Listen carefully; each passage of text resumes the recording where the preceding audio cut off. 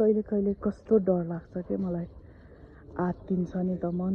अनि केही गर्न सक्दिनँ जस्तो पनि लाग्थ्यो तर अहिले सबै थोक आफैले गर्नुपर्ने रहेछ अनि डर पनि सँगसँगै जाँदो आफै हट्दो रहेछ भनौँ न अनि आफैले आँट नगरिकन कुनै कुरा पनि मेडिसिनले ठिक हुने अथवा थेरापिस्टै लाएर पनि पैसा खर्च गरेर पनि ठिक नहुँदो रहेछ आफैले ट्राई गर्नुपर्छ म आफैलाई ओभरकम गर्छु भनेर मात्रै कुनै कुरा हुँदो रहेछ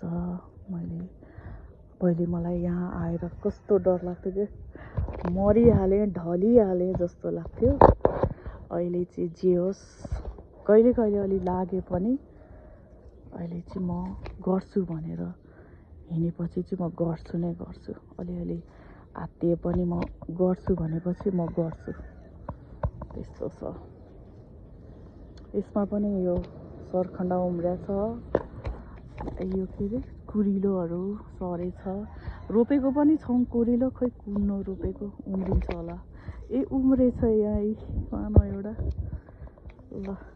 अनि पानी दिनुपर्छ हो बेलुका ओके